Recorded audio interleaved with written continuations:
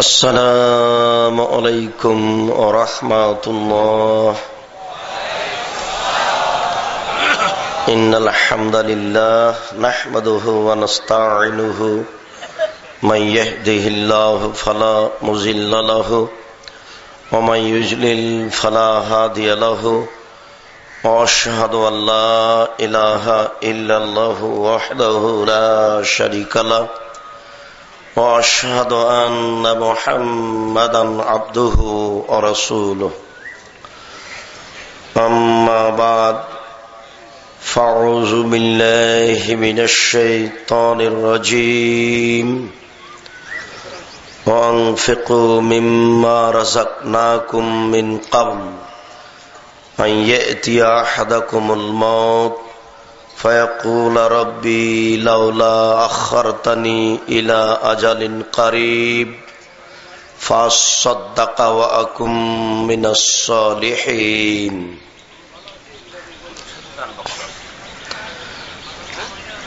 अन अबी हुरैरह रज़ियल्लाहु तआला अन्हु क़ाल क़ाल रसूलुल्लाह सल्लल्लाहु अलैहि वसल्लम मा मिन यौमिन इस्बहु इब्नु आदम इल्ला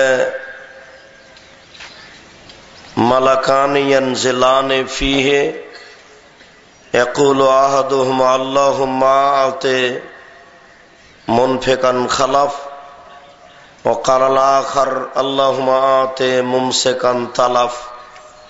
रवाहुल बुख़ारी व मुस्लिम।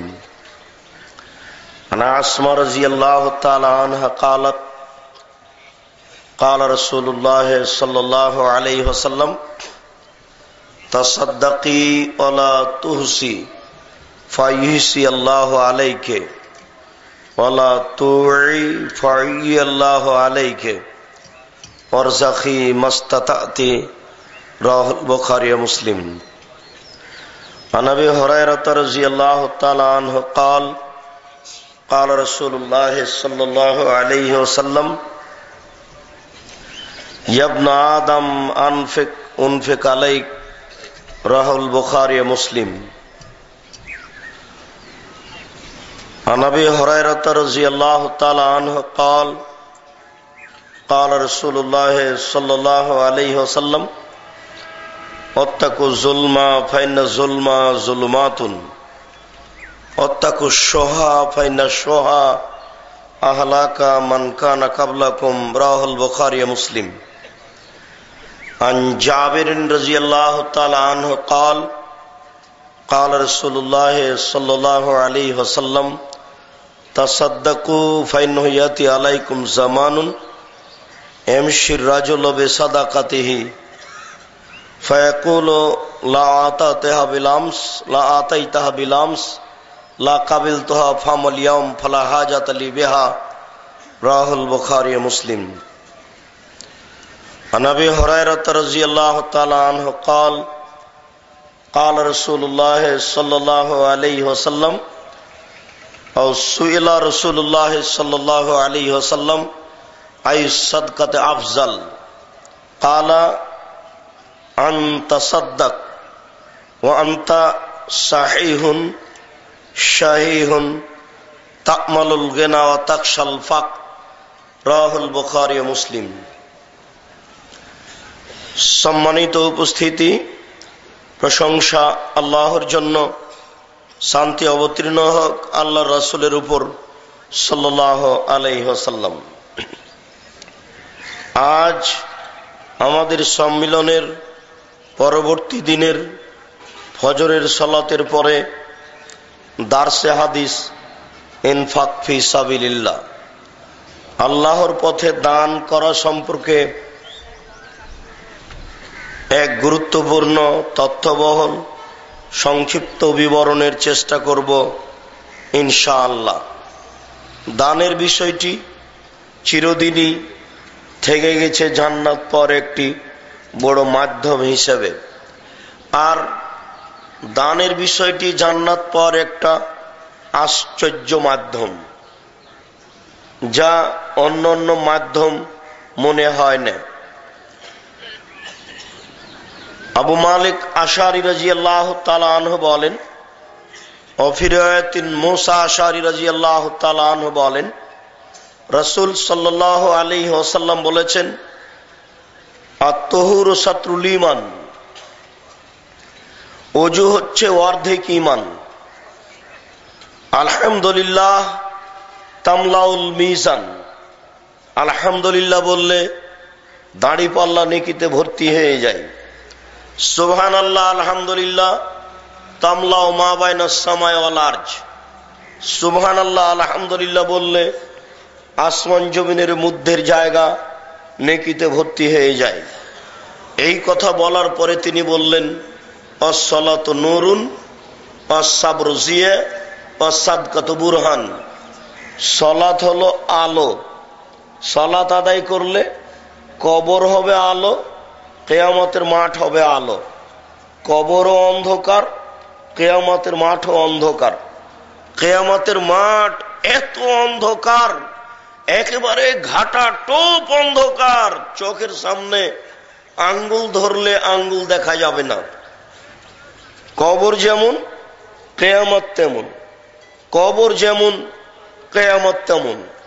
কিয়ামতের মাঠে আলো পাওয়ার একটি মাধ্যম, আল্লাহ রাসূল বলেছেন, আস-সালাতু নূরুন, সালাত হচ্ছে আলো, ওয়াস-সাবরু জিয়া, আর ধৈর্য হচ্ছে দুনিয়াবি আলো, যাতে উজ্জ্বলতা পাওয়া যায়, রাস্তাঘাট দেখতে পাওয়া যায়। আর সালাত নূর, এটাও হচ্ছে আলো, তবে চন্দ্রের আলো যেমন। সালাত হচ্ছে নূর, আলো, তবে চন্দ্রের আলো যেমন। আর সবর হচ্ছে জিয়ে, উজ্জ্বল আলো, এটা হচ্ছে সামাজিক আলো, সামাজিক উজ্জ্বলতা। মানুষ যদি ধৈর্য ধারণ করে তাহলে সব ফল ফিরে আসবে, আর যদি ধৈর্য ধারণ না করে তাড়াহুড়া করে তাহলে এমন কাজ হবে শয়তানের পক্ষ থেকে। এ কারণেই আল্লাহ তাআলা বলেন, ওয়াস্তাঈনু বিস-সাবরি ওয়াস-সালাহ, তোমরা আল্লাহর কাছে সাহায্য চাও সালাতের মাধ্যমে, ধৈর্যের মাধ্যমে। সালাত আদায় করে বিপদ থেকে বাঁচতে চাও, আর চাইলে পেয়ে যাবা এটা নয়। চাইলে পাওয়া যায় না, দেরি হয়। দেরি দেখে যদি অধৈর্যশীল হয়ে পড়ো তাহলে ফল হবে না। সাহাবীগণও বলেছেন, নবীগণও বলেছেন, আল্লাহর সাহায্য কবে? তার মানে তারাও ভাবছিলেন কবে যে হবে। আর মানুষ মাত্র এমন যে তাদেরকে তাড়াহুড়া দিয়েই, ব্যস্ততা দিয়েই সৃষ্টি করা হয়েছে। একটু দেরি হলেই তারা ব্যস্ত হয়ে পড়ে, মনে করে যে পাওয়া যাবে না কিছু। এই জন্য আল্লাহ রাসূল বলছেন যে আস-সাবরু জিয়া, ধৈর্য হচ্ছে আলো, সামাজিক। ধৈর্য ধারণ করলে হইচই কম হবে, মারামারি কম হবে, গন্ডগোল কম হবে। একজন অন্যায় করেছে, আপনি একটু থামেন, আপনি একটু ধৈর্য ধারণ করেন। আপনিও যদি রাগ করে গরম হয়ে যান তাহলে তো দুইটা আর চলবে না, এর পরিস্থিতি খারাপ হবে। এরপর আল্লাহ রাসূল বললেন, ওয়াস-সাদকাতু বুরহান, দান হলো দলিল। দান দলিল। কোন জিনিস দখল করতে হলে দলিল লাগে। এই জমি আমার, এই যে দলিল, এই বাড়ি আমার, এই যে দলিল। বিচারের মাঠে জান্নাত দখল করবেন কি দিয়ে? ওয়াস-সাদকাতু বুরহান, দান হলো দলিল। দান করে জান্নাত দখল করা যাবে বিচারের মাঠে ইনশাআল্লাহ। বিচারের মাঠে বলতে পারবো জান্নাত পাবো ইনশাআল্লাহ। জান্নাত পাবো না মানে দান করেছি, হাজারো লক্ষ টাকা দান করেছি আল্লাহর পথে, জান্নাত পাবোই। পাবো না মানে পাবো ইনশাআল্লাহ। যেহেতু আল্লাহ রাসূল বলেছেন যে সাদকাতু বুরহান, দান হলো দলিল। যাকাত দিয়ে জান্নাত পাওয়া যায় না, যাকাত দিয়ে ফাঁসি রক্ষা হয়। যাকাত আপনি দিতে বাধ্য। যাকাত খায় একেবারে নিম্ন শ্রেণীর মানুষ। যাকাত হচ্ছে মানুষের ময়লা। ওসর যাকাত আপনি খাবেন কেন? 20 মণ ধান হয়েছে, 1 মণ ধান দ্রুত বের করে দেন, ওটা হচ্ছে মানুষের ময়লা। আর আপনি হচ্ছেন বড় লোক মানুষ, আপনি কেন জাকাত খাবেন, ওসর খাবেন? জাকাত ওসর খাই রাজশাহী চাঁপাইনবাবগঞ্জের ভাষায় ছোট লোকের বাচ্চা, রংপুর গায়েবান্ধার ভাষায় জাকাত খায় বেন্যা মানুষ। তা আপনি কি ছোট শ্রেণীর মানুষ? আপনাকে 1 মিনিট বড় লোক দেখায়, দেখেন আপনি নগদ দেখতে পাবেন। আল্লাহ রাসূল একদিন জাকাতের খেজুরের পাশে বসে আছে, পাশে হোসাইন আছে, চট করে হোসাইন জাকাতের একটা খেজুর মুখে দিয়ে দিয়েছে। আল্লাহ রাসূল লাফ দিয়ে উঠে একেবারে মুখের ভিতরে আঙ্গুল ঢুকিয়ে খেজুরটা বের করে ফেলে বলছেন, হায় হায় করেছো কি? আমরা বড় লোক মানুষ, আমরা জাকাত খাই না, জাকাত হচ্ছে মানুষের ময়লা। আরে আমরা তো খাই না, আমাদের বাড়িতে যারা কাজ করে কিষেন কামলা তারাও খায় না। করেছো কি তুমি? তুমি জাকাতের খেজুর মুখে দিয়েছো? আল্লাহ রাসূল একবারে লাফতে উঠে গিয়ে মুখের ভিতরে আঙ্গুল ঢুকিয়ে খেজুরটা বের করে ফেলে বলছেন, করেছো কি তুমি? আমরা জাকাত খাই না, জাকাত হচ্ছে মানুষের ময়লা, ওসর হচ্ছে মানুষের ময়লা। আরে আমরা তো খাই না, আমাদের বাড়ির কিষান কামলাও খায় না, আমাদের বাড়ির কিষান কামলাও বড় লোক। করেছো কি তুমি? জাকাত হচ্ছে ওসর হচ্ছে মানুষের ময়লা। কেউ যদি নেওয়ার না থাকে তাহলে যেখানে গোবর আবর্জনা ফেলেন ওখানে ফেলে দিবেন, ওকে বাড়িতে রাখা যাবে না। ও যে কত বিষাক্ত, আপনাকে আমি কি দিয়ে বুঝাই? গমা সাপ আপনার বাড়িতে থাকতে পারে, বিছানে থাকতে পারে, গমা সাপ থাকলেই দংশন করবে এ কথা ঠিক নয়। গমা সাপ থাকতে পারে বিছানে, থাকলেই দংশন করবে এ কথা ঠিক নয়। করেও যদি একজন মারা যাবে, গমা সাপ যদি দংশন করে একজন মারা যাবে। আর যদি শস্যের ওসর বের না করেন, টাকার জাকাত বের না করেন, তাহলে সারা পরিবার মারা যাবে, কেউ রক্ষা পাবে না, কেউ জান্নাতে যাবে না, সারা পরিবার ধ্বংস। একটা লুঙ্গি কিনেছেন 299 টাকা দিয়ে, 300 টাকা দিয়ে, 299 টাকা আছে বৈধ, আর 1 টাকা আছে ওই ধান বিক্রি করা যে ধানের ওসর বের করা হয়নি। 299 টাকা আছে বৈধ, আর 1 টাকা আছে ওই টাকা যে টাকার জাকাত বের করা হয়নি। এই 300 টাকা দিয়ে আপনি একটা লুঙ্গি কিনেছেন, এই লুঙ্গি যত দিন আপনার শরীরে থাকবে ততদিন পর্যন্ত আপনার কোনো ইবাদত কবুল হবে না।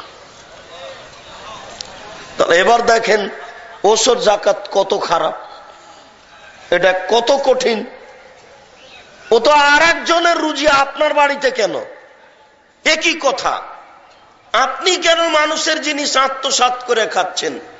ও তো ওসর জাকাত আরেকজনের জিনিস, ওটা আরেকজনের খাদ্য, ওটা কেন আপনার বাড়িতে? আবু হুরায়রা রাদিয়াল্লাহু তাআলা আনহু বলেন, রাসূল সাল্লাল্লাহু আলাইহি ওয়াসাল্লাম বলেছেন, ইন্নাল্লাহা তাইয়্যিব, আল্লাহ হচ্ছেন পবিত্র, লা ইয়াকবালু ইল্লা তাইয়্যিবা, আল্লাহ পবিত্র ছাড়া গ্রহণ করেন না। সুম্মা যাকারা রাজুলা, তারপরে একটি লোকের কথা আল্লাহ রাসূল আলোচনা করলেন। ইতুলি সাফারা, যে লোকটা লম্বা সফরে আছে, আসাসা আকবারা, তার মাথার চুলগুলি এলোমেলো হয়ে গেছে, ঠিক মতো গোসল করেনি, ঠিক মতো মাথায় চিরুনি করেনি, এ অবস্থায় বিপদে পড়েছে। ওয়ামুদ্দে ইয়াদাইহি, আল্লাহর দরবারে হাত তুলে প্রার্থনা করছে। বিপদে পড়ে হাত তুলে প্রার্থনা করতে হয়, ছেলে মেয়ের জন্য হাত তুলে প্রার্থনা করতে হয়, কবরের পাশে গিয়ে হাত তুলে প্রার্থনা করতে হয়, কবরের শাস্তিকে হিসাব করে হাত তুলে দোয়া করতে হয়, যুদ্ধক্ষেত্রে হাত তুলে দোয়া করতে হয়, চন্দ্রগ্রহণ সূর্যগ্রহণে হাত তুলে দোয়া করতে হয়, পানি চাইতে গিয়ে সবাই মিলে হাত তুলে দোয়া করতে হয়, হজ করতে গিয়ে কাবা ঘর দেখে হাত তুলে দোয়া করতে হয়, সাফা পাহাড়ে উঠে হাত তুলে দোয়া করতে হয়, মারোয়া পাহাড়ে উঠে হাত তুলে দোয়া করতে হয়, আরাফার মাঠে হাত তুলে দোয়া করতে হয়, মুজদালেফার মাঠে হাত তুলে দোয়া করতে হয়, পরের 2 দিন পাথর নিক্ষেপ করার পরে হাত তুলে দোয়া করতে হয়। আল্লাহর নবী বলেন, কেউ যদি হাত তুলে দোয়া করে আল্লাহ তার হাতকে খালি হাত ফিরিয়ে দিতে লজ্জা পান। আল্লাহর নবী বলেন, কেউ যদি হাত তুলে দোয়া করে আল্লাহ তার খালি হাতকে ফিরিয়ে দিতে লজ্জা পান। যেহেতু আল্লাহ লজ্জা পান, কাজেই ও চাই সেটা আল্লাহ দিয়েই দেন, সময়ের ব্যাপার। যেহেতু তিনি খালি হাত ফিরিয়ে দিতেই পারেন না, ইতস্তবোধ করেন, লজ্জাবোধ করেন যে আদম সন্তান, আমি আল্লাহ, আমি সৃষ্টিকর্তা, আমার কাছে হাত তুলেছে, আমি কি করে তার খালি হাতটা ফিরিয়ে দিই, আমি বড় লজ্জা পাই। এই জন্য তাহলে যেহেতু লজ্জা পান, কাজেই তিনি আপনার খালি হাত ফিরিয়ে দিবেন না। আপনার জীবনে মাঝে মধ্যে হাত তুলে দোয়া করা উচিত। আপনি এই পথ অবলম্বন করুন। অবশ্যই নামাজের পরে সবাই মিলে হাত তুলে দোয়া করলে রাসূলকে উপেক্ষা করা হবে। জানাজার পরে, সভা সমিতির পরে, কবর দেওয়ার পরে সবাই মিলে হাত তুলে দোয়া করলে আল্লাহ রাসূলকে অপমান করা হবে। আল্লাহ রাসূলকে অপমান করে, আল্লাহ রাসূলকে হেয় তুচ্ছ করে, আল্লাহ রাসূলের নীতিকে উপেক্ষা করে মানুষ জান্নাত কিনতে পারে না। ভুল সিদ্ধান্ত। লোকটি বিপদে পড়ে আল্লাহর দরবারে হাত তুলে বলছে, রব্বি, হে আমার প্রতিপালক, আমি বিপদে রয়েছি কিন্তু দুঃখিত। দুঃখজনক হলেও সত্য। আল্লাহ রাসূল বলছেন, অমাতামুহু হারামুন, তার খাদ্য আছে হারাম, ওয়া মাশরাবুহু হারামুন, তার পানি আছে হারাম, মালবাসুহু হারামুন, তার পোশাক আছে হারাম, গসিয়া বিল হারামে, তার জীবিকা নির্বাহ হারাম, আন্না ইস্তাজাবু লাহু, তার দোয়া কি করে কবুল হতে পারে? তার দোয়া কবুল হবে না, তার ইবাদত কবুল হবে না, নিশ্চিত তার দোয়া কবুল হবে না। মুসলিম। অতএব যাকাত বের না করে আপনি ওই চাউলের ভাত খেয়ে ইবাদত করে জান্নাত কিনবেন, এই হিসাব ভুল। আজ থেকে নিয়ে 20 বছর আগে, আজ থেকে নিয়ে 18 বছর আগে আপনাকে যে কথা বলেছি সেটাই চূড়ান্ত। আপনাকে বলেছি নাপিতকে ঘর ভাড়া দেওয়া যাবে না, নাপিতকে ঘর ভাড়া দেওয়া যাবে না। নাপিতকে ঘর ভাড়া দিয়ে ওই টাকা নিয়ে চাউল কিনে ভাত খেলে ইবাদত কবুল হবে না। কেন? নাপিত দাড়ি চাঁচে, নাপিত দাড়ি চেঁচে টাকা ইনকাম করেছে অবৈধভাবে। এই টাকা দিয়ে চাউল কিনে ভাত খেয়ে ইবাদত কবুল হবে না। দোকানে টিভি রেখে ব্যবসা করে এই টাকা দিয়ে চাউল কিনে ভাত খেয়ে ইবাদত কবুল হবে না। ব্রাক ঠ্যাঙ্গা মারা আশা এইসব এনজিওতে চাকরি করে, এদেশের মাটিতে প্রায় 3500 এনজিও রয়েছে। যে কোনো এনজিওতে চাকরি করে ওই টাকা দিয়ে চাউল কিনে ভাত খেয়ে ইবাদত কবুল হবে না। ব্যাংকে চাকরি করে ওই টাকা দিয়ে ভাত খেয়ে ইবাদত কবুল হবে না। শুনুন, পৃথিবী অনেক বড়। আপনি পৃথিবীকে সংকীর্ণ মনে করেছেন, আপনার এটা ভুল হিসাব। পৃথিবী অনেক বড়, আপনি এই পৃথিবীকে সংকীর্ণ করে দিয়েছেন, এটা আপনার ভুল হিসাব। একাধিক দিন আমরা অবগত যে 4টে জিনিস আছে যার, সবকিছু আছে তার। একাধিক দিন আমরা অবগত যে 4টে জিনিস আছে যার, সবকিছু আছে তার। 1, হিফজ আমানাতিন, আমানতের রক্ষা। 2, সিদক হাদিসিন, সত্য কথা। 3, হুসন খালিকাতিন, ভালো চরিত্র। 4, ইফাতুন ফি তাওমাতিন, বৈধ রুজি। বৈধ রুজি আছে যার, সবকিছু আছে তার। ইহকাল আছে তার, পরকাল আছে তার। বৈধ রুজি নেই যার, ইহকাল নেই তার, পরকাল নেই তার। বৈধ রুজি নেই যার, ইহকাল নেই তার, পরকাল নেই তার। তার ইবাদত কবুলের প্রথম বিষয়টি হচ্ছে বৈধ রুজি। এই জন্যই আমি আপনাকে যুবক বহুদিন আগে থেকে, আপনাকে আর যুবকদেরকে বহুদিন আগে থেকে বলে আসছি, দেখো অবৈধ পয়সা উপার্জন করো না। দেখো যুবক, অবৈধ পয়সা উপার্জন করো না। বেশি টাকা আছে বড় ব্যবসা করো, কম টাকা আছে কলা বিক্রি করে খাও, তার চেয়ে কম টাকা আছে চকলেট বিক্রি করে খাও। টাকাই নেই, দিন মজুরি করে খাও, মানুষের বাড়িতে কাজ করে খাও। সারাদিন কাজ করলে 200 টাকা পাবা, 10 টাকা দান করো, 190 টাকা খরচ করো। সারাদিন কাজ করো মানুষের বাড়িতে, দিন মজুরি করে খাও। দিন মজুরি করে খাওয়া ভালো। দিন মজুরি করে খেতে না পারলে ভিক্ষা করে খাওয়া ভালো। ডেস্টিনিতে নাম দিয়ে টাকা ইনকাম করা ভালো নয়, ভিক্ষা করে খাওয়া ভালো।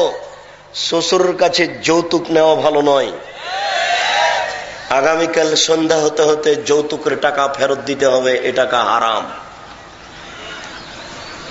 যৌতুক নিয়ে চাউল কিনে ভাত খেয়ে ইবাদত কবুল হবে না।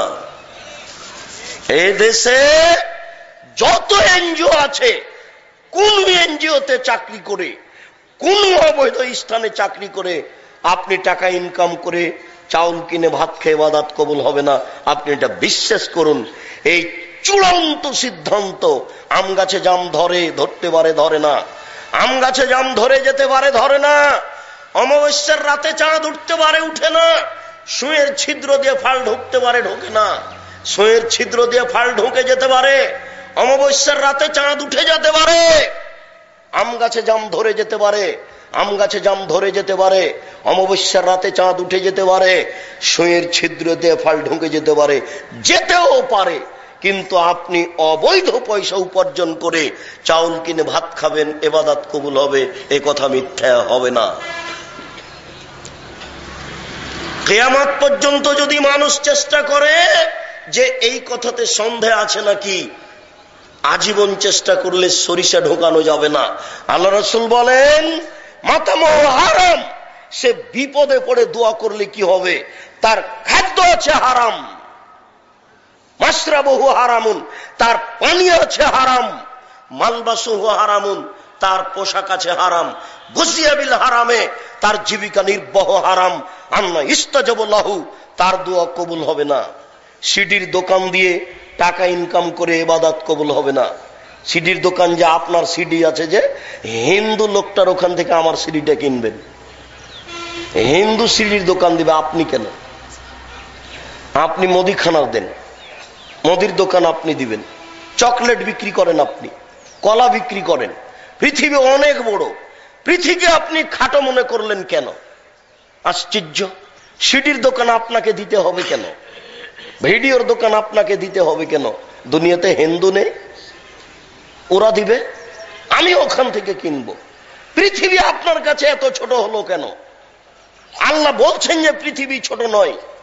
মানুষের টাকা এত বেশি হবে, মানুষের টাকা এত বেশি হবে, মানুষ বেশি হতে হতে হতে হতে যদি মানুষ মানুষের উপরে চড়ে যায়, তবুও মানুষের এত টাকা বেশি হবে যে ভিক্ষুক ভিক্ষে নেবে না।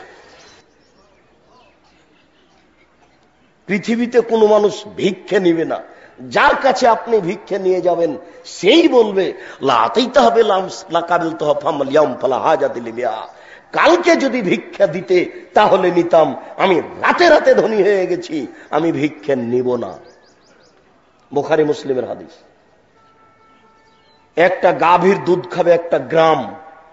আমরা দেখেছি একটা গাভীর দুধ হতো 1/2 কেজি থেকে 3 কেজি। 15 বছরের ব্যবধানে একটা গাভীর দুধ হচ্ছে 3 কেজি থেকে 40 কেজি। 15 বছর আগে একটা গাভীর দুধ হতো 1/2 কেজি থেকে 3 কেজি। 15 বছর পরে আজকে একটা গাভীর দুধ হচ্ছে 3 কেজি থেকে 40 কেজি। আল্লাহর নবী বলেছেন যে একটা গাভীর দুধ খাবে একটা গ্রাম, সারা নওদা পাড়ার লোক খাবে একটা গাভীর দুধ। হিসাব করেছেন?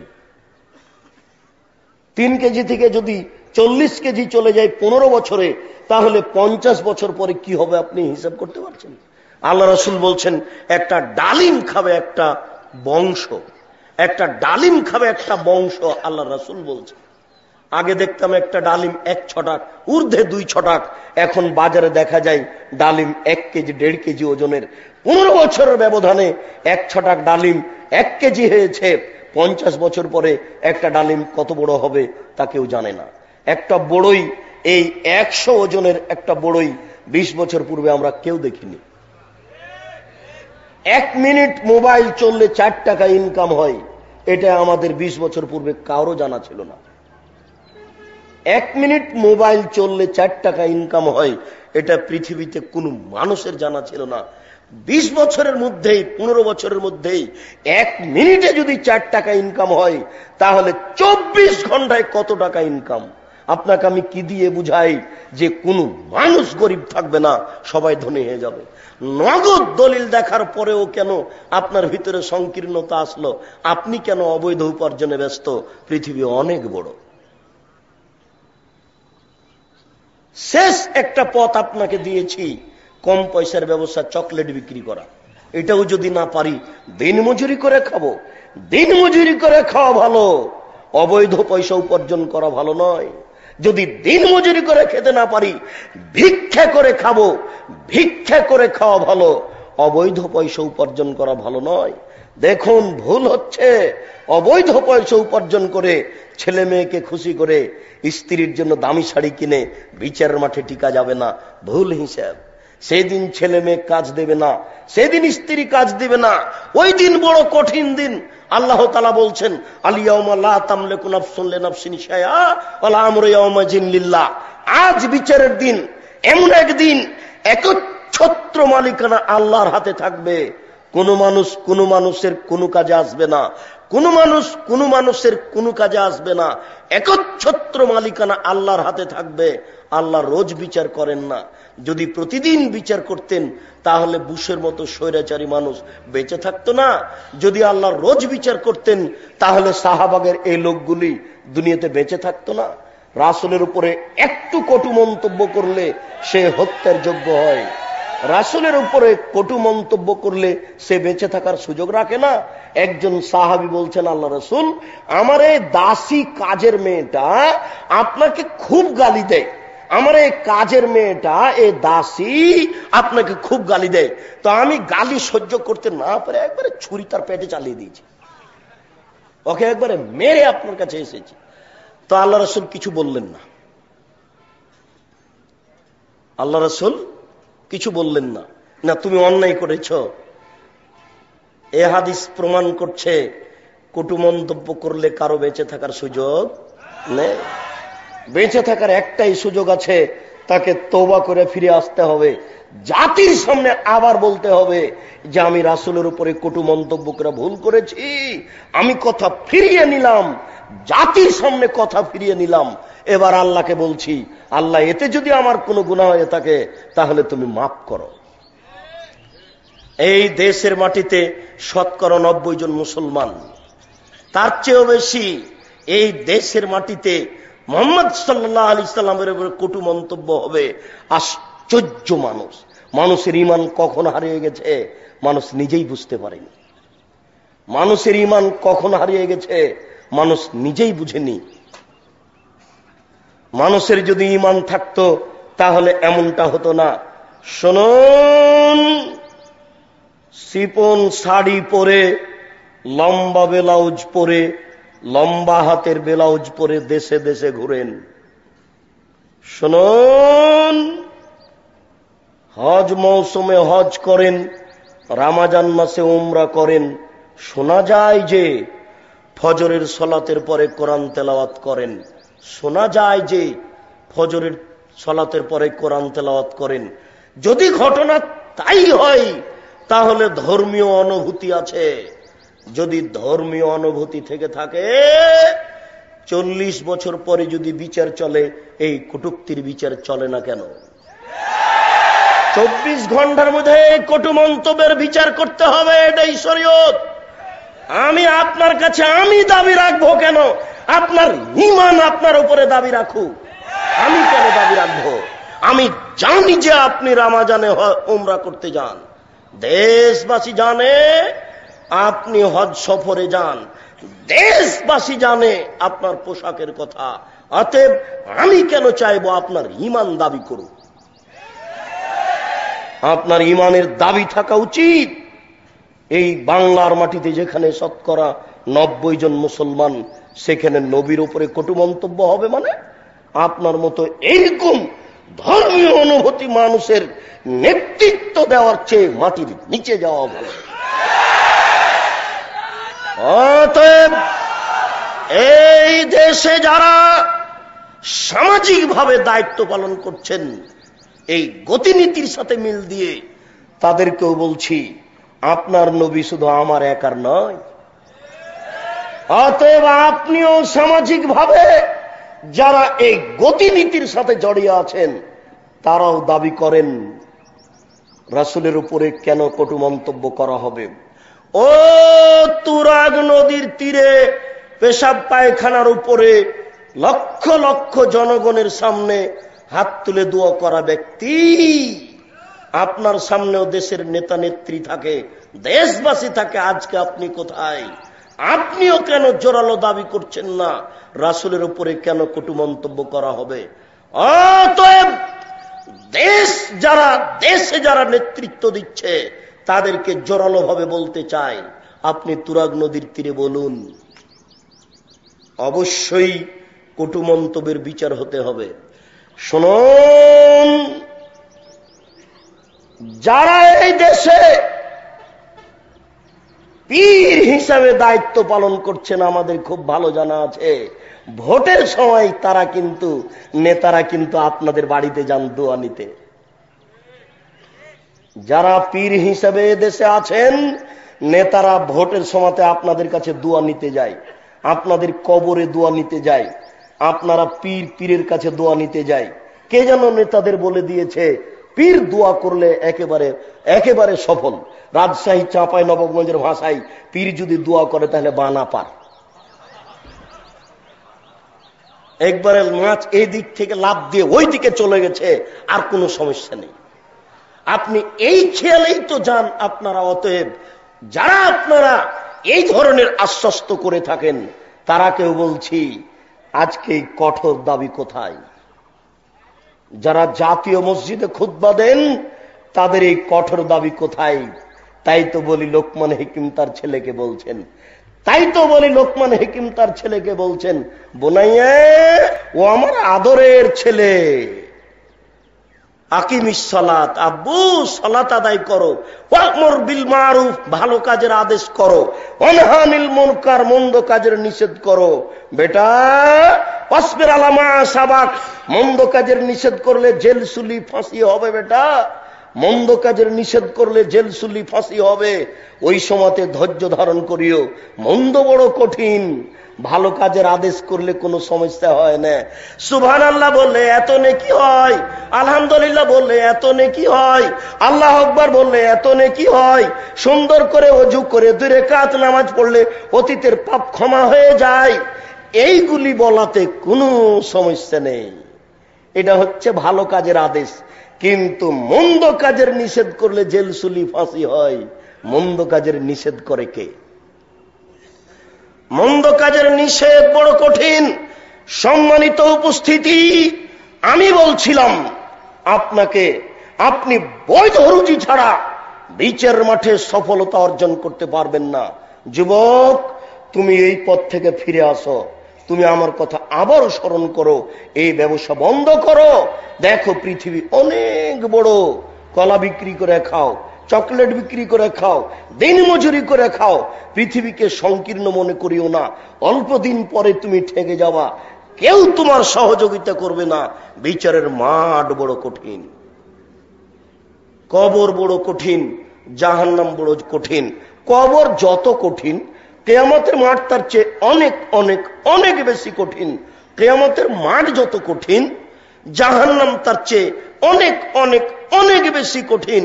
কি দিয়ে বুঝায় আপনাকে কবর কত কঠিন, কিয়ামতের মাঠ কত কঠিন, জাহান্নাম কত কঠিন? অতএব আপনাকে বলতে চাচ্ছি, আপনি এই পথ থেকে ফিরে আসুন, বৈধ রুজি উপার্জন করার চেষ্টা করুন। মহান আল্লাহ বলেন, আনফিকু মিম্মা রাযাকনাকুম মিন ক্বাবল আন ইয়াতিয়া আহাদাকুমুল মাউত। তোমার কাছে মরণ আসার পূর্বেই তুমি দান করো, তোমার কাছে মরণ আসার পূর্বেই তুমি দান করো।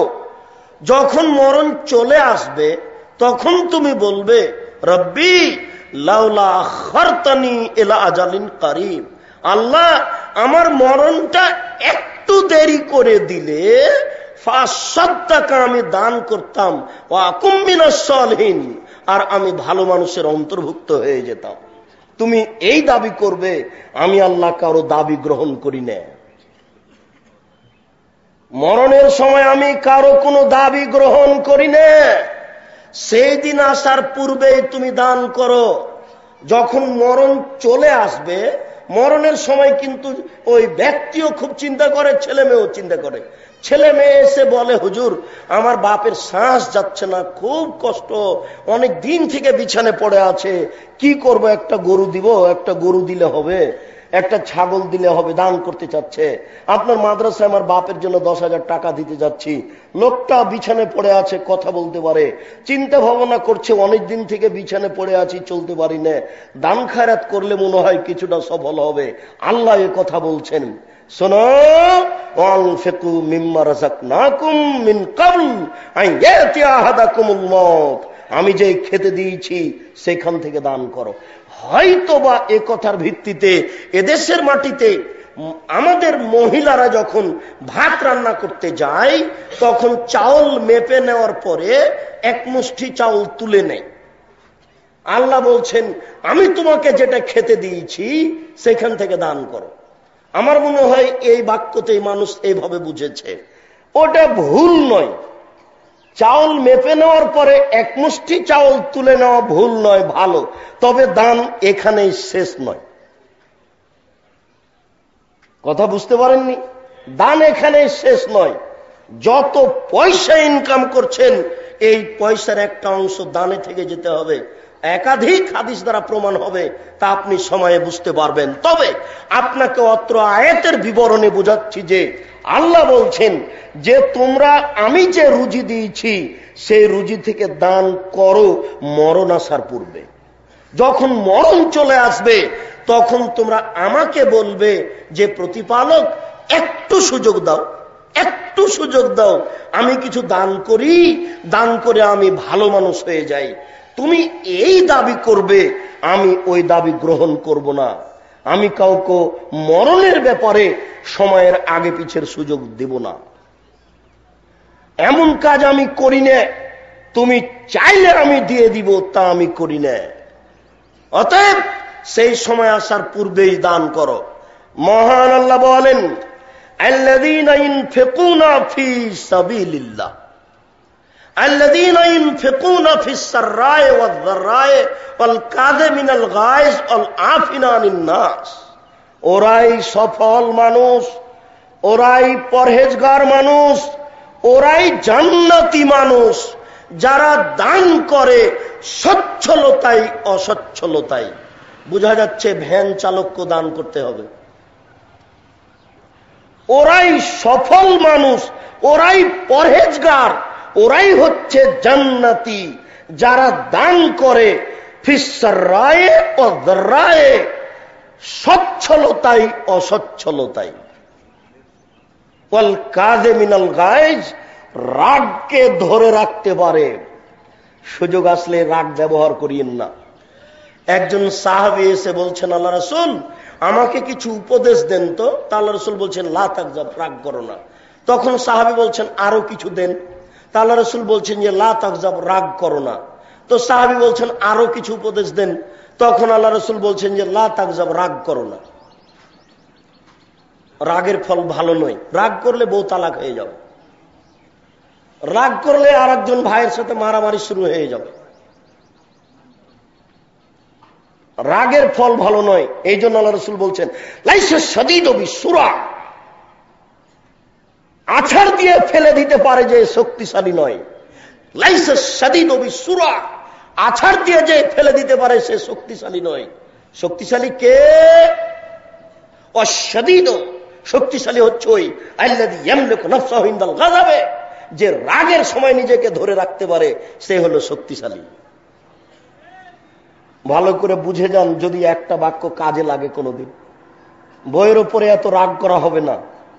বুঝে নিলাম ভাই জমি নিয়ে নিয়েছে, সব জমি দখল করে নিয়েছে ভাই, এটা আমি বুঝলাম, কিন্তু অত রাগ করিয়েন না, অত গালি দিয়েন না। ধরলাম বুঝে নিলাম যে পাশের বাড়ির ছাগলে আপনার সিম গাছ খেয়ে নিয়েছে, একবার সিম ধরে ধরে এই সময় খুব গালি দিলেন, বলেন তো ফলাফল কি? আপনার স্ত্রী গালি দিয়েছে তো এখন আপনি বাড়ি এসে বুঝতে পেরেছেন যে আমার সিম গাছ খেয়েছে, এই জন্য আমার স্ত্রী পাশের লোকটাকে গালি দিয়েছে। বাড়িতে এসে স্ত্রী আপনাকে খুব বলল, আপনি আবার লাঠি নিয়ে বের হয়েন না। আপনি স্ত্রীকে বুঝে একটু থামো, ধৈর্য ধারণ করো, ধৈর্য ধারণ করো। এবার পাশের বাড়িতে গিয়ে বলেন যে আমার সিম গাছ খেয়ে নিয়েছে আপনার ছাগলে, এই জন্য আমার স্ত্রী গালি দিয়েছে, আমি দুঃখিত, গালির কারণে আপনার কাছে আমি ক্ষমা চাইতে এসেছি, মনে কিছু নিয়েন না, ক্ষমা করেন। পারবেন না? ইনশাআল্লাহ। পারা বড় কঠিন। লাইসা শাদীদু বিসুরা, আছাড় দিয়ে ফেলে দিতে পারলে মানুষ শক্তিশালী হয় না। শক্তিশালী কে? আল্লাযী ইয়ামলিকু নাফসাহু ইনদাল গাযাবে, রাগের সময় যে নিজেকে ধরে রাখতে পারে সে হলো শক্তিশালী। আর আপনার পরিবারের ব্যাপারে আপনাকে বলে যাচ্ছি, যখন তখন আপনার স্ত্রীর সাথে কিন্তু গন্ডগোল লেগে যাবে, কথা লেগে যাবে, তার মানে শয়তান এটা সব সময় করে। তখন আপনি স্ত্রীর উপরে জয়ী হওয়ার চেষ্টা করিয়েন না। ওটাই রাতে বলছিলাম আপনাকে, যে তর্ক শুরু হয়ে গেলে আপনি যদি মনে করেন যে আমি পুরুষ, আমি তার চেয়ে কম, মানে তাহলে এই সংসার টিকবে না।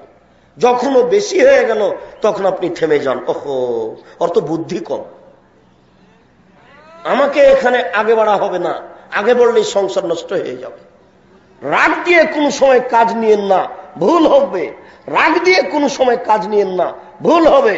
রাগ দিয়ে কোনো সময় কাজ নিয়েন না, ভুল হবে। তাই আল্লাহ বলছেন যে ওরাও সফল মানুষ যারা ক্রোধ নিয়ে কাজ করে না, অল আফিনা আনিন নাস, আর ওরাও সফল মানুষ যারা মানুষকে মাফ করে। মানুষকে মাফ করা বড় কঠিন। হত্যা করলেও মাফ করতে হবে, এটাই উচিত। মানুষকে মাফ করার কথা কে বলবে কাকে? যারা দেশের নেতা নেত্রীর সাথে আছে তারাই তো উল্টা পথে আছে ধর্মের নামে। এরাই ধর্মের নামে ধর্ম বিকৃত করছে। শুনুন, মহান আল্লাহ বলেন ওয়ালা আফিনা আনিন নাস, যারা মানুষকে ক্ষমা করে তারাই সফল মানুষ। ক্ষমা কিসের? অন্যায় করেছে বলেই তো ক্ষমা। ক্ষমা কিসের? অন্যায় করেছে বলেই তো ক্ষমা। শুনুন, আল্লাহ আজিজুন, আল্লাহ গাফুরুন। আমরা জানি যে আল্লাহ আজিজ, আমরা জানি যে আল্লাহ গাফুর। এই দুইটা শব্দের অর্থ জানেন কি? আজিজ মানে পরাক্রমশালী, আজিজ মানে পরাক্রমশালী। কোন মানুষের কোন শক্তির 5 পয়সা দাম দেন না, এর নাম আজিজ। পৃথিবীর কোন মানুষের কোন শক্তির 5 পয়সা দাম দেন না, এর নাম আজিজ। আল্লাহ তাআলা বলছেন ফাদামদামা আলাইহিম রব্বুহুম বিযামবিহিম ফাসাওয়াহা ওয়ালা ইয়াখাফু উকবাহা। একবারে আদ সামুদকে, আদ সামুদ মানে একজন ব্যক্তি গোটা নওদা পাড়ার সব লোকটিকে এভাবে ধরে নিয়ে গিয়ে ওই বাইরে ফেলে দিবে। এরকম ক্ষমতার নাম হচ্ছে আদ, এরকম ক্ষমতার নাম হচ্ছে সামুদ। গোটা নওদা পাড়ার সব লোকটিকে এভাবে ধরে নিয়ে গিয়ে নদীতে ফেলে দিবে। এর নাম হচ্ছে আদ, এর নাম হচ্ছে সামুদ। এই আদ সামুদকে এমন ভাবে আল্লাহ ধ্বংস করলেন, ফাদামদামা, ওই ঝড় বৃষ্টি ছিল কয়েক হাজার কোটি কিলোমিটার জোরে, যেটা মানুষে মাপবে না। মুফাসসিরগণ বলছেন যে আদ সামুদকে ধ্বংস করার জন্য যে বাতাস আল্লাহ দিয়েছিলেন, ওটা বাতাস পরিচালনা ফেরেশতার হাতে রাখেননি। ওই বাতাস ফেরেশতা পরিচালনা করতে পারবে না। বাতাসের একজন পরিচালনা, একজন ফেরেশতা আছেন, কিন্তু আদ সামুদকে ধ্বংস করার জন্য যে বাতাস আল্লাহ পাঠিয়েছিলেন ওটা ফেরেশতার হাতে রাখেননি। ওই অত জোরে বাতাস ফেরেশতা পরিচালনা করতে পারবে না, এই জন্য তিনি নিজে রেখেছিলেন ওটা। এরপরে শেষের বাক্যে বলছেন আল্লাহ, আমি ধ্বংস করেছি তাতে কি হবে? ওয়ালা ইয়াখাফু উকবাহা, আমি এর ফলাফল ভয় করি না, যে পাল্টা মনে হয় আদ মনে হয় আমার বিচার করবে। আল্লাহ এটা ভয় করেন না, এর নাম আজিজ। গাফুর, আপনি এক থাপ্পড় মেরেছেন, আমি এক থাপ্পড় মারতে পারবো তাই মারলাম না, আমি এক থাপ্পড় মারতে পারবো না, তাই আমি বললাম যে তোমাকে মাফ করলাম, তোমাকে মাফ করলাম। গাফুর মানে আপনি এক থাপ্পড় মেরেছেন, আপনাকে আমি মারতে পারবো না, আমি নিরুপায়, তাই আমি বলছি আপনাকে আমি মাফ করলাম, আপনাকে আমি মাফ করলাম। এর নাম গাফুর নয়। কে এক থাপ্পড় মেরেছে আপনি 10টা লাগাতে পারবেন, তখন আপনি বলছেন যে যাক, আচ্ছা তুমি ভুল করেছো, আমি আর তোমাকে কিছু বলবো না, এর নাম গাফুর। কথা বুঝতে পারেননি? যে পাল্টা প্রতিশোধ নিতে পারে, নেয় তার নাম গাফুর। আল্লাহ তাআলা বলছেন মানুষ ক্ষমা করুক, ইন্নাল্লাহি ইউহিব্বুল মুহসিনিন। আল্লাহ তাআলা দানকারীকে ভালোবাসেন, আল্লাহ তাআলা দানকারীকে ভালোবাসেন। সম্মানিত উপস্থিতি, দান দুই ধরনের, একটা দান হচ্ছে গোপনে আর একটা দান হচ্ছে প্রকাশ্যে। গোপনে দানের মান মর্যাদা ভিন্ন বলেই মনে হচ্ছে, তবে একটা হাদিসে বোঝা যাচ্ছে যে গোপনেও যা প্রকাশ্যেও তা। তবে বেশ কিছু হাদিসে বোঝা যাচ্ছে যে গোপনে দান করার মান ভিন্ন। আবু হুরায়রা রাদিয়াল্লাহু তাআলা আনহু বলেন, রাসূল সাল্লাল্লাহু আলাইহি সাল্লাম বলেছেন, সাদকাতু সিররে তুতফিউ গাযাবার রাব্বে। গোপনে দান করলে আল্লাহর গজবটা, রাগটা একবারে মিটে যায়, আল্লাহর রাগটা একবারে ঠান্ডা হয়ে যায়। পানিতে ঢেল, শুষ্ক ঢেল দিলে যেমন গলে যায়, মানুষ যদি গোপনে দান করে তো আল্লাহর যতই রাগ থাক তার উপরে সব ঠান্ডা হয়ে যাবে। গোপনে দান করলে আল্লাহর রাগ ঠান্ডা হয়ে যায়, গোপনে দান করলে আল্লাহর রাগ একেবারে হারিয়ে যায়, মিটে যায়। তার উপরে কোনো বিচার আচারের আল্লাহ হিসাবই করেন না, বলেন যাও তোমাকে ছেড়ে দিলাম, তুমি গোপনে দান করেছো। আবু হুরায়রা রাদিয়াল্লাহু তাআলা আনহু বলেন, রাসূল সাল্লাল্লাহু আলাইহি সাল্লাম বলেছেন, বিচারের মাঠে 7 শ্রেণীর মানুষ বিশেষ ছায়াতলে থাকবে। এই ছেলেরা, যারা আমাদের লোকগুলি পাশে দাঁড়িয়ে আছে, তাদের একটু তোমরা সহযোগিতা করো, তাদেরকে সামনে বসার জন্য অনুরোধ করো। আমরা আমাদের এক পর্যায়ে আলোচনা শেষ করব, তখন আপনি আপনার সুবিধা মতো আধ ঘন্টা ঘুরবেন, যাবেন, পেশাব পায়খানা আপনার প্রয়োজন, ওই পর্যন্ত আপনাকে বসে থাকার জন্য আমরা নীতিগতভাবে অনুরোধ করছি। আপনি পরিবেশ পরিস্থিতি রক্ষা করার চেষ্টা করুন। বলছিলাম, সম্মানিত দিনী ভাই, 7 শ্রেণীর মানুষ বিচারের মাঠে বিশেষ ছায়াতলে থাকবে। 7 শ্রেণীর মানুষ বিচারের মাঠে বিশেষ ছায়াতলে থাকবে। তার এক শ্রেণীর মানুষ হচ্ছে রাজুলুন তাসাদ্দাকা বিসাদাকাতিন। কোন মানুষ দান করলো, ফাকফা এমিনহু মাতুন ফেকো সেমালহু, মাতুন ফেকো ফাকফা এমি সেমালাহু মাতুন ফেকো এমিনহু। ডান হাতে যে দান করলো সে দানটা বাম হাতকে জানতে দিল না, ডান হাতে যে দান করলো সে দানটা বাম হাতকে জানতে দিল না। হাত তো তার দুটাই, দুই হাতই জানতে পারবে। তবে গোপনে দান করলে বিচারের মাঠে বিশেষ ছায়াতলে থাকবে। অত্র বুখারীর হাদিসে এবং মুসলিমের হাদিসে প্রমাণ করে, ডান হাত আর বাম হাত বলতে গোপনে দান, ডান হাত আর বাম হাত বলতে গোপনে দান। কাউকে বলে নয়, এরকম খোলা মাঠে প্রকাশ করে নয়, এমনিতেই পকেট থেকে বের করে বলল যে আমার মায়ের নামে, আমার বাপের নামে এই কিছু টাকা থাকলো। আপনার বাপের তো নেকি হয়ে যাবে, যাবেই। বিচারের মাঠে বিশেষ ছায়াতলা আল্লাহ আপনাকে নিয়ে চলে যাবেন, এটা আপনার বিশেষ সুযোগ। প্রকাশ্যে দান করা যায়, প্রকাশ্যে দান করলে নেকি হবে না এ কথা নয়। আল্লাহ রাসূল ফজরের সালাতের পরে বললেন, শোনো, 400 কিলোমিটার পথ পায়ে হেঁটে যেতে হবে যুদ্ধ করতে, তাবুকের যুদ্ধ। কে কি দান করবে বলো? তখন উমর রাদিয়াল্লাহু তাআলা আনহু খোলা মাঠে বললেন, আল্লাহ রাসূল, আমার বাড়িতে যে অর্থ সম্পদ রয়েছে আমি তার অর্ধেক দান করলাম।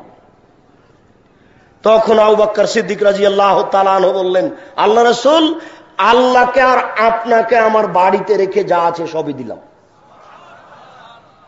তখন উমর রাদিয়াল্লাহু তাআলা আনহু বললেন, মনে মনে ভেবেছিলাম যে আজকে বেশি দান করেছি, উমর রাদিয়াল্লাহু তাআলা আনহুকে পরাজয় করে দেব।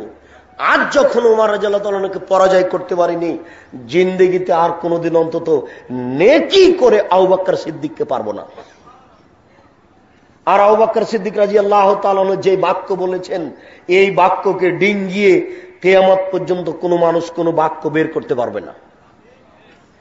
আবু বকর সিদ্দিক রাদিয়াল্লাহু তাআলা আনহু বলেছেন, আল্লাহর নবী, আপনাকে আর আল্লাহকে আমার বাড়িতে রেখে যা আছে সবই দিলাম। হতে পারে যে আবু বকর সিদ্দিক রাদিয়াল্লাহু তাআলা 10 টাকা দান করেছেন, আর হতে পারে যে উমর রাদিয়াল্লাহু তাআলা সেদিনের দান ছিল 10,000। কিন্তু কথার মায়ের প্যাচ এত কমবেশ যে আবু বকর সিদ্দিক রাদিয়াল্লাহু তাআলার বাক্যকে ডিঙিয়ে যাওয়ার অন্তত কিয়ামত পর্যন্ত মানুষের কোনো পথ নেই। আবু হুরায়রা রাদিয়াল্লাহু তাআলা আনহু বলেন, রাসূল সাল্লাল্লাহু আলাইহি ওয়াসাল্লাম বলেছেন, ইন্নাস সাদকাতা লা তুতফিউ হাররাল কবুরে, নিশ্চয় দান মানুষের কবরের শাস্তিকে মিটিয়ে দেয়। নিশ্চয় মানুষের দান কবরের শাস্তিকে নিভিয়ে দেয়। ওয়াইন্নামা ইয়াস্তাজিল্লুল মুমিনু ইয়াওমাল কিয়ামা ফি জিল্লি সাদাকাতিহি, নিশ্চয় মুমিন বিচারের মাঠে তার দানের ছায়াতে থাকবে। নিশ্চয় মুমিন বিচারের মাঠে তার দানের ছায়াতে থাকবে। অত্র হাদিসে গোপন দানের কথা বলা হয়নি। অত্র হাদিসে গোপন দানের কথা বলা হয়নি। তাহলে এই হাদিস দ্বারা বোঝা যাচ্ছে যে বিচারের মাঠে প্রকাশ্য দানের বিনিময়েও বিশেষ ছায়ার সুযোগ হবে। বোঝা যাচ্ছে যে প্রকাশ্য দানে কবরের শাস্তি মিটে যাবে, কবরে কোনো প্রকার শাস্তি থাকবে না। তবে এতটুক এই হাদিসে প্রমাণ হলো না যে প্রকাশ্যে দান করলে আল্লাহর রাগটা মিটে যাবে, এই কথা বলা হয়নি। গোপনে দান করলে আল্লাহর রাগটাই মিটে যাবে।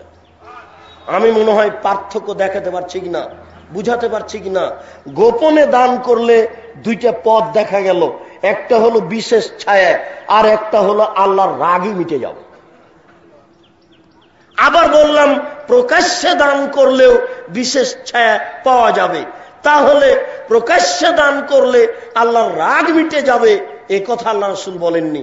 তাহলে এটা একটা বেশি সুবিধা থেকে গেল প্রকাশ্যে। গোপনে দান করলে, গোপনে দান করলে আল্লাহর রাগটাই মিটে যাবে। এই হিসাবটা আপনি চিরদিনের জন্য করে নেন। অনেক সময় প্রকাশ্যে দান করলে কিছুটা সুবিধাই হয়, আরো 5 জন দান করতে শিখে। তখন আপনার অন্তরে সংকীর্ণতা আসে না। যেন আল্লাহ রাসূলের কাছে বেশ কিছু মানুষ আসলো একদা, তারা তরবারি কাঁধে করে আছে, পরনে একবারে জীর্ণ শীর্ণ কাপড়, লজ্জায় স্থান দেখা যায় এইরকম পরিস্থিতি। দেখে মনে হচ্ছে কয়দিন থেকে খায়নি। এদের দৃশ্য দেখে আল্লাহ রাসূল একবার ভিতরে যান বাড়ি, একবার বাহিরে আসেন, একবার ভিতরে যান, একবার বাহিরে আসেন। এক সন্ধ্যা মানুষগুলিকে খেতে দেওয়ার কোনো পথ নবীর নেই। ভিক্ষুককে ভিক্ষা দিতে পারেন না নবী। আল্লাহর রাসূল যখন বাড়িতে খেতে চাইতেন তখন আয়েশা বলতেন বাড়িতে কোনো নাস্তার ব্যবস্থা নেই। আয়েশা বলছেন যে ভিক্ষুক এসে খেতে চাইলো, বাড়ি তন্ন তন্ন করে খুঁজলাম, একটা খেজুর ছাড়া কোনো পথ ছিল না। কি করে ও লিখলো 2 এর বইয়ে যে রাসূল দেখলেন ঈদের মাঠে একটা ছেলে কাঁদছে। আল্লাহ রাসূল বললেন, কেন কাঁদছ? ছেলেটি বলল, আমি এতিম। রাসূল বলেন, আমিও এতিম ছিলাম। তাই তিনি আদর করে কোলে নিয়ে আয়েশার কোলে দিলেন। আয়েশা তাকে নতুন পোশাক পরালেন। ছেলেটি খুশি হয়ে গেল। একবারে ডাহা মিথ্যা কথা।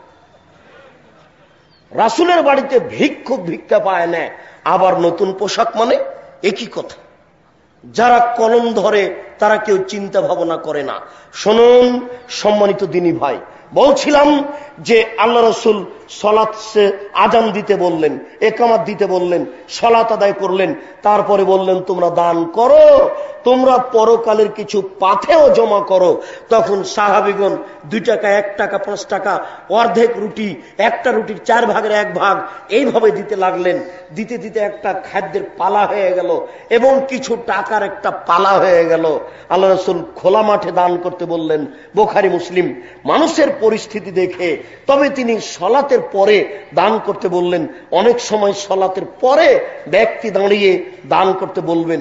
আল্লাহ রাসূল ঈদের সালাতের পরে খোলা মাঠে দান করার জন্য বলতেন। বেলাল রাদিয়াল্লাহু তাআলা আনহু বলেন, আল্লাহ রাসূল খোলা মাঠে মহিলাদের কাছে গিয়ে বক্তব্য দিলেন এবং তাদেরকে দান করতে বললেন। বেলাল রাদিয়াল্লাহু তাআলা আনহু বলেন, আমি দেখলাম মহিলারা তাদের হাত কানের দিকে নিয়ে যাচ্ছে, কানের এই দুল বালা এসবগুলো আপনার কানের গয়না এগুলো খুলে খুলে বেলালের সামনে তার কাপড়ে ফিকে মারছে। মহিলারা এইভাবে খোলা মাঠে দান করছে, আর আল্লাহ রাসূল খোলা মাঠে দান করতে বলছেন। তাহলে বোঝা যাচ্ছে একাধিক সহিহ হাদিস দ্বারা প্রমাণিত হয় যে খোলা মাঠে দান করা যায়। গোপনে দান করার ভিন্ন পজিশন, ভিন্ন মান কিছু থেকেই গেছে।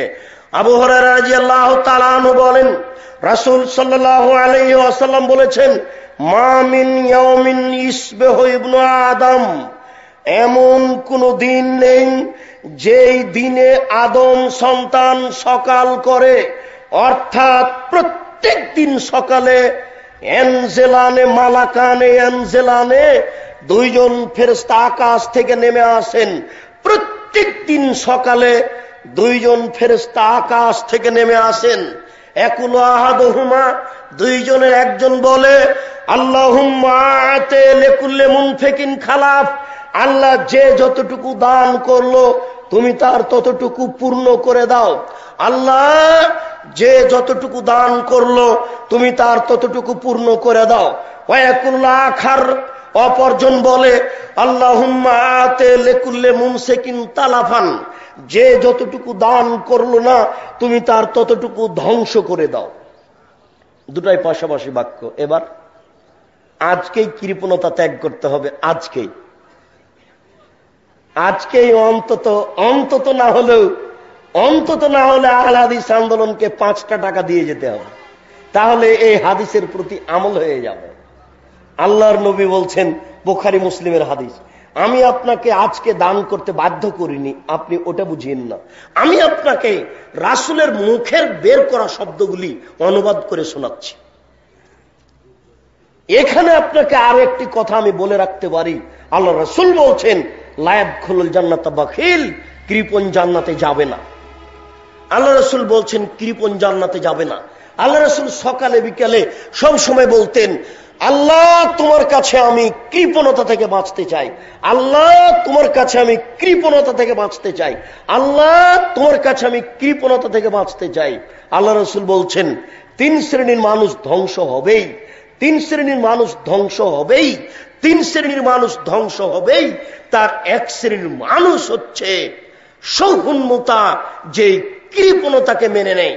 যে কৃপণ হবে সে ধ্বংস হবেই, যে কৃপণ হবে সে ধ্বংস হবেই, যে কৃপণ হবে সে ধ্বংস হবেই।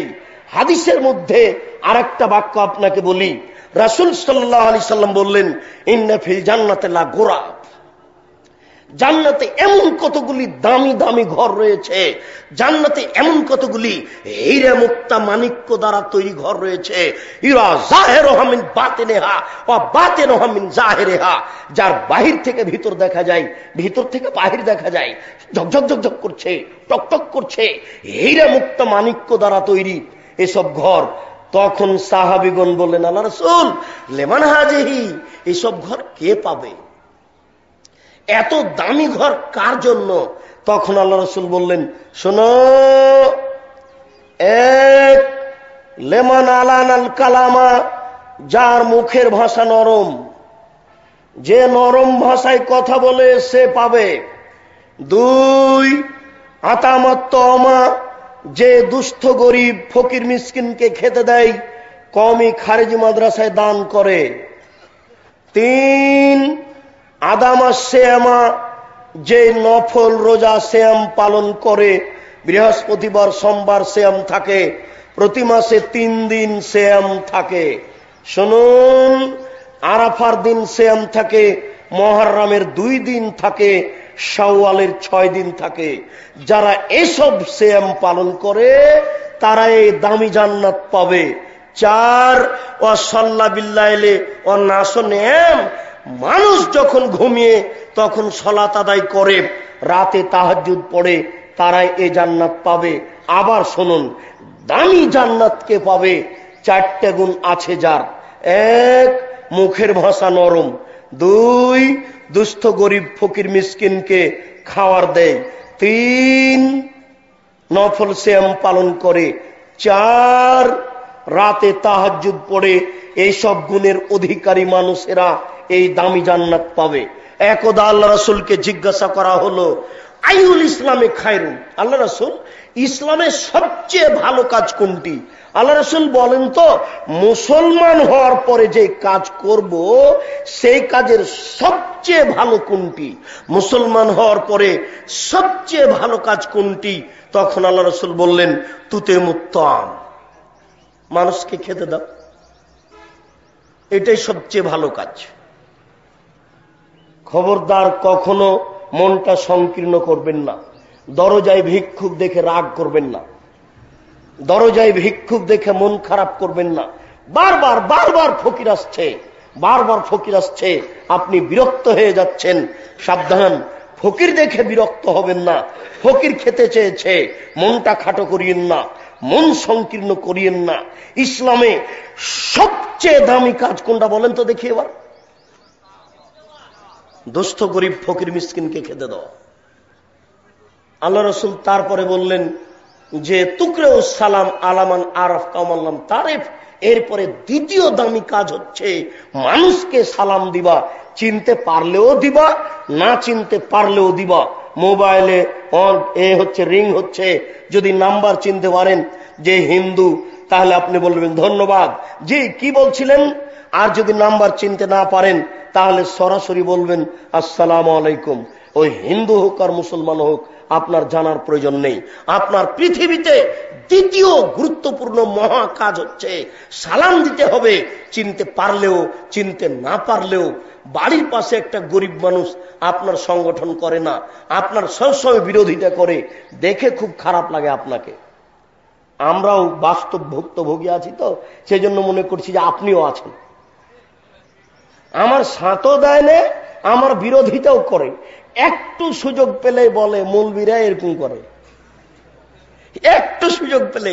ও দুনিয়ার অন্যায় করছে, তার কোনো হিসাব নেই, অন্যায় পরিপূর্ণ হয়ে আছে।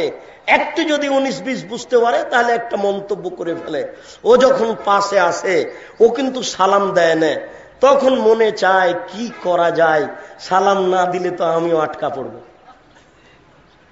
সালাম দিতেই হবে।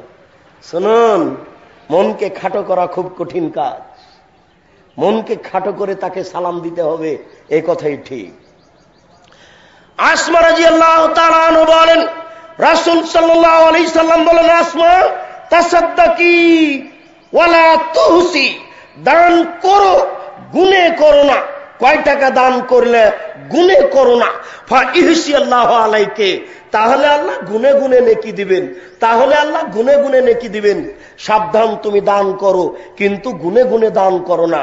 আসমা ওয়ালা তুই ফাই আল্লাহু আলাইকে, তুমি দানকে বন্ধ করো না। তুমি যদি দান বন্ধ করো তাহলে আল্লাহ তোমার উপরে দয়া বন্ধ করে দিবেন। তোমার উপরে আল্লাহর একটা বিশেষ রহমত আছে, এটা আল্লাহ বন্ধ করে দিবেন। আসমা ফারজাকি মাস্তাতাতে, সম্ভবপর দান করো, যতটুক সম্ভব, যতটুক সম্ভব দান করো। আপনাকে অত্র হাদিস অনুবাদ করে বলতে চাচ্ছি, আপনি রাত দিন দানের অভ্যাসী হন, রাত দিন দানের অভ্যাসী হন। 10 টাকা, 5 টাকা, 2 টাকা, 1 টাকা চাউল দান ফকির মিসকিন সবকে দিতে থাকেন। দেখুন ভুল হচ্ছে, দেখুন ভুল হচ্ছে, দেখুন জীবিকা নির্বাহ ভুল হচ্ছে, দেখুন জীবিকা নির্বাহ ভুল হচ্ছে। এই দান দিয়ে মহল্লার রাগকে একবারে মিটিয়ে দেওয়া যায়, এক দানে মহানালা রাগকে একবারে মিটিয়ে দিয়ে জান্নাত দখল করব, এ ব্যবস্থা আমাদের হাতে আল্লাহর নবী দিয়ে গেছেন। অতএব আমরা এই পদক্ষেপ গ্রহণ করি। আবু হুরায়রা রাদিয়াল্লাহু তাআলা আনহু বলেন, রাসূল সাল্লাল্লাহু আলাইহি সাল্লাম বলেছেন, আল্লাহ তাআলা বলেন, ইয়া ইবনা আদম আনফিক উনফিক আলাইকা, আদম সন্তান তুমি কিছু দান করো, আমিও তোমাকে দান করব। আদম সন্তান তুমি দান করো, আমিও তোমাকে পাল্টা দান করব। আল্লাহ তাআলা বলছেন, ইয়ামহাকুল্লাহুর রিবা ওয়া ইরবিস সাদাকাত, সুদ মানুষের টাকাকে কমিয়ে দেয়, দান মানুষের টাকাকে বেশি করে দেয়। শুধু মানুষের টাকাকে কমিয়ে দেয়, দান মানুষের টাকাকে বেশি করে দেয়। তাই তো আল্লাহ তাআলা বলছেন যে দান করো তোমরা, আমি আল্লাহ তোমাদের দান করব, তোমাদের অর্থ সম্পদ বেশি করে দিব। উমামা বাহেলি রাদিয়াল্লাহু তাআলা আনহু বলেন, রাসূল সাল্লাল্লাহু আলাইহি ওয়াসাল্লাম বলেছেন, উমামা বাহেলি রাদিয়াল্লাহু তাআলা আনহু বলেন, রাসূল সাল্লাল্লাহু আলাইহি সাল্লাম বলেছেন, ইন তাফজলিল ফাজলা খায়রুল লাক, খেয়ে যেটুকু বেশি হয়েছে সেটুকু দান করো, তোমার জন্য ভালো। খেয়ে যেটুকু বেশি হয়েছে সেটুকু দান করো, তোমার জন্য ভালো। আইন তুমসিকহু শারুল লাক, যদি দান না করো, আটকে রাখো, তোমার জন্য খারাপ, তোমার জন্য ধ্বংস। তুমি যদি দান না করো তাহলে তোমার জন্য খারাপ, তোমার জন্য ধ্বংস। তুমি দান করতে শিখো। জাবের রাদিয়াল্লাহু তাআলা আনহু বলেন, রাসূল সাল্লাল্লাহু আলাইহি ওয়াসাল্লাম বলেছেন, ওয়াত্তাকু যুলমা ফাইন্না যুলমা যুলুমাতুন, তোমরা অত্যাচার করা থেকে বেঁচে থাকো। দেশবাসী, দেশের নেতা নেত্রী, দেশের দায়িত্বশীল দেশবাসীকে, দেশের নেতা নেত্রীকে আল্লাহ রাসূলের এই বাক্য অনুবাদ করে কঠিনভাবে জানাতে চায় যে, মনে রাখবেন, আল্লাহর নবী বলছেন, তোমরা মানুষের প্রতি অত্যাচার করো না। অত্যাচারের পরিণতি হচ্ছে অন্ধকার। প্রত্যেক অত্যাচারের দুইবার বিচার হবে। যখন মোহতারাম আমিরে জামাত ডক্টর আসাদুল্লাহ গালিবকে বন্দী করা হয়েছিল, জাতির সামনে হাদিস অনুবাদ করে বলেছিলাম, অত্যাচারের বিচার দুইবার হবে, হবেই হবে, ইহকালেও হবে, পরকালেও হবে। অতএব দেশবাসীর কাছে হাদিস অনুবাদ করে জানিয়ে রাখতে চায় যে, অত্যাচারের পরিণতি অন্ধকার, অত্যাচারের দুইবার বিচার হবে, ইহকালেও হবে, পরকালেও হবে। ইহকালে মানুষের বিচার হয়, আপনি দেখবেন সেই ব্যক্তি একেবারে নিরুপায়, কিছু করতে পারবে না। যদি আপনি দেখতে চান তাহলে দেখতে পারেন খুলনার অঘোষিত সম্রাট এরশাদ শিকদার টাকা দিয়ে নিজেকে রক্ষা করতে পারেনি। এই দেখেন পৃথিবীর নিরুপায়। আপনি যদি পৃথিবীর নিরুপায় দেখতে চান তাহলে দেখতে পারেন প্রেসিডেন্ট সাদ্দাম, একেবারে রাতে রাতে দেশ দখল। এত দাম্ভিক প্রেসিডেন্ট পৃথিবীতে খুব কম এসেছে। প্রেসিডেন্ট সাদ্দামের মতো দাম্ভিক প্রেসিডেন্ট, রাতে রাতে দেশ দখল। এরপরেও সাদ্দাম নিজেকে ঠেকাতে পারেনি, পৃথিবীতেই নেমে আসে নিরুপায়। সেই দিন আসার পূর্বে প্রত্যেক যারা দায়িত্বশীল তাদেরকে সতর্ক করা যাচ্ছে যে, আপনি অত্যাচার থেকে বিরত থাকুন, নইলে অন্ধকার নেমে আসবে ইহকালে ও পরকালে। তারপরে আল্লাহ রাসূল বলেন, ওয়াত্তাকু শুহা, তোমরা কৃপণতা থেকে বেঁচে থাকো। অশুহা আহলাক মান কানা কাবলাকুম, কৃপণতাই তোমাদের পূর্বের মানুষকে ধ্বংস করেছে। কৃপণতা থেকে বেঁচে থাকো, কৃপণায় তোমাদের পূর্বের মানুষকে ধ্বংস করেছে।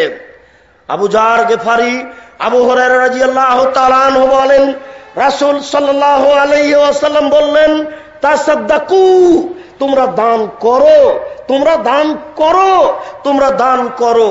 ইয়াতি আলাইকুম জামানুন, অচিরে একটা সময় তোমাদের চলে আসছে, অচিরে তোমাদের একটা সময় চলে আসছে যে তুমি দান নিয়ে ঘুরবে। এমসির রাজুলু বিসাদাকাতিহি, দান নিয়ে বলবে, আপনাকে 10টা টাকা দিতে চাচ্ছিলাম, যে এখনই তার বাস্তব আছে, আপনাকে দেখাবো। আপনাকে দেখাই, আপনার গ্রামে একজন অসহায় চাচি আছে, তো আপনার চাচির জন্য আপনিও একটা শাড়ি কিনেছেন। আপনার বোন লন্ডন থেকে আপনার মাকে বলে দিয়েছে যে, আম্মা আমার ওই চাচির জন্য একটা শাড়ি কিনে দিয়েন তো। আপনার চাচাতো ভাইও বলছে যে, আম্মা আমার ওই চাচিকে একটা শাড়ি কিনে দিয়েন তো। এ দেখেন এতগুলো শাড়ি জমা হয়ে গেছে। আপনার চাচি বলছে, এখন এত শাড়ি কি করব বেটা? আপনার কথা বুঝতে পারেননি? এই দেশেই মানুষ চাচ্ছে না, সেই সময় চলে এসেছে। এই দেশেই চাইবে না, প্রয়োজন নেই, সেই সময় চলে এসেছে। আপনার গ্রামের একজন অসহায় মহিলা, আপনারা 10 জনই বাইরে চাকরি করেন, 10 জনই বলছেন মাকে, আম্মা ওই আমার ওই চাচিটাকে একটা শাড়ি কিনে দিয়েন তো। সবাই মায়ের কাছে টাকা পাঠাচ্ছে, বলছে আব্বা ওই লোকটাকে একটা শাড়ি কিনে দিন। আমিও তার বাস্তব আমি দেখছি, আমি দেখেছি ওটা। আল্লাহ রাসূল বলছেন, এমসির রাজুলু বিসাদাকাতিহি, মানুষ তার দান নিয়ে ঘুরবে। ওয়ায়াকুলুর রাজুল, লাতাইতা বেহালাম বিলামসলা লাকাবেল তোহা, যদি এই দানটা তুমি কালকে নিয়ে আসতে তাহলে নিতাম, আজ প্রয়োজন নেই। রাতে রাতে ওর আর প্রয়োজন মিটে গেছে। তার মানে সকাল হতে হতে 3টে ছেলে তাকে কাপড় দিয়ে পাঠিয়েছে, আর আপনি সকালে নিয়ে গেছেন, তখন বলছে না বেটা আমি আর কাপড় নিব না, অনেক কাপড় হয়ে গেছে। আল্লাহ রাসূল বলছেন তুমি দান নিয়ে ঘুরবে, কেউ নেওয়ার থাকবে না। আবু হুরায়রা রাদিয়াল্লাহু তাআলা আনহু বলেন, রাসূল সাল্লাল্লাহু আলাইহি সাল্লামকে জিজ্ঞাসা করা হলো আইয়ুস সাদকাতে আফজাল, সবচেয়ে উত্তম দান কোনটি, সবচেয়ে উত্তম দান কোনটি, সবচেয়ে উত্তম সাদাকা কোনটি? তখন রাসূল সাল্লাল্লাহু আলাইহি সাল্লাম বলছেন যে আনতা সাদদাকা, তুমি দান করবে, ও আনতা সাহিহুন, তুমি সুস্থ, শাহিহুন অর্থের লোভী, তামালুল গেনা একটু ধনী হতে চাচ্ছ, তাকসাল ফাকরা দিলে কমে যাবে, এরকম অন্তরে বলছে। 4টে যখন জিনিস ভিতরে বিরাজ করছে তখন দান করলে সবচেয়ে বেশি নেকি হবে। নিরুপায় হয়ে দান করলে নেকি হয় না তেমন। আর বাপের জন্য যেটা মান্যত মেনেছেন ওতে 1 পয়সাও কিছু হবে না। যে বললেন আমার বাপ যদি সুস্থ হয়ে যায় তাহলে নওদাপাড়া মাদ্রাসায় একটা গরু দিয়ে পাঠাবো, 1000 গরু দিলেও কিছু হবে না। আল্লাহ রাসূল বলছেন যে ওকে দিতেই হবে, ও দিতে চাইলো কেন, ওকে দিতেই হবে, ও দিতে চাইলো কেন, ওকে দিতেই হবে, দিতে চাইলো কেন? তখন জিজ্ঞাসা করা হলো দিতেই যদি হয়তো নেকি হয় না কেন? শোনো শোনো, নেকি তো হবে না, এই দেওয়ার মাধ্যম দিয়ে অন্তত তার কৃপণতা তো দূর করা হলো। দান করো না কেন? এই যে ঠেকিয়ে দান করালাম। দান করো না কেন? এই যে ঠেকিয়ে দান করালাম। ঠেকিয়ে দান করালাম কিন্তু লাভ হলো না, দান হয়ে গেল। লাভ হলো না, দানটা হয়ে গেল, কৃপণতা দূর করা হলো। এই জন্য মানত মেনে কোনো লাভ নেই। কসম করাও ঠিক নয়। যদি কসম করেন যে শ্বশুর বাড়ি যাব না, এই বলে যদি কসম করেন, সাইকেল দেয় নিজে, মোটর সাইকেল, এই জন্য যদি কসম করেন তাহলে আল্লাহ রাসূল বলছেন 10 জন ফকিরকে আগে তাড়াতাড়ি খেতে দাও, দিয়ে শ্বশুর বাড়ি যাও। এটা ভুল হয়ে গেছে। 10 জন ফকিরকে আগে তাড়াতাড়ি খেতে দাও, তারপরে শ্বশুর বাড়ি যাও। এইভাবে ভালো কাজ করব না বলে কসম করা ঠিক নয়। শুনুন, মনে থাকবে কি 4টে জিনিস বিরাজ করছে আপনার ভিতরে, তখন যদি দান করেন সবচেয়ে বেশি নেকি হবে। 1, শরীর সুস্থ। 2, অর্থের লোভ ভিতরে। 3, ধনী হওয়ার হিসেব, টাকা পয়সা আনছি জমা করছি, আনছি জমা করছি। জমি কিনতে হবে, যে ভ্যান কিনতে হবে, টাকা পয়সা আনছি জমা করছি, ধনী হওয়ার লোভ। 4, দিলে যে কমে যাবে, দিলে যে কমে যাবে, দিলে যে কমে যাবে।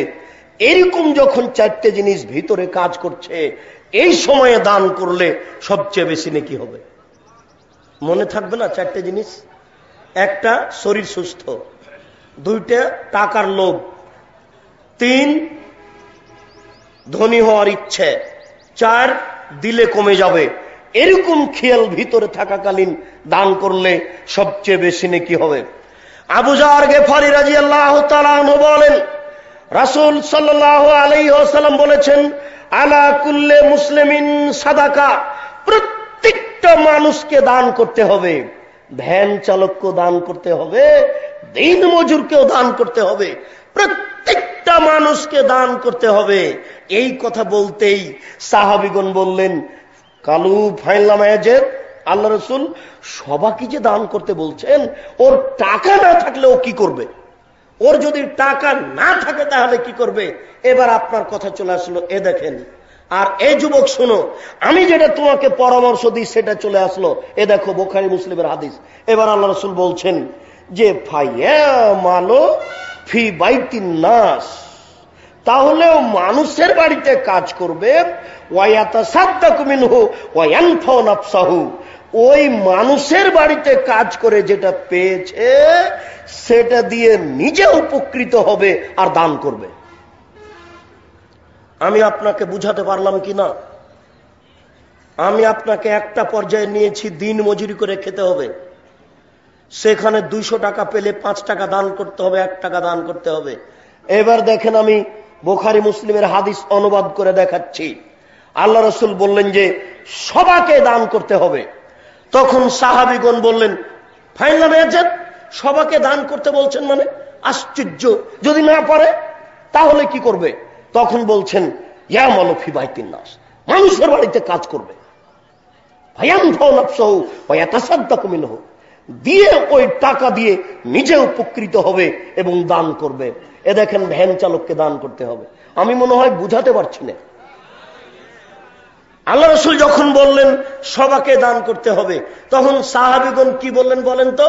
সাহাবীগণ বললেন, যদি না পারে, যদি টাকা না থাকে, তখন আল্লাহ রাসূল বললেন তাহলে মানুষের বাড়িতে কাজ করবে, মানুষের বাড়িতে কাজ করে যেটা পেয়েছে সেটা দিয়ে নিজে উপকৃত হবে এবং দান করবে, সবাকে দান করতে হবে। এবার সাহাবীগণ বলছেন একটার পর একটা, একটার পর একটা। সাহাবীগণ বলছেন, ফাইনাল মেস্তাতে, যদি মানুষের বাড়িতে কাজ করতে না পারে তাহলে?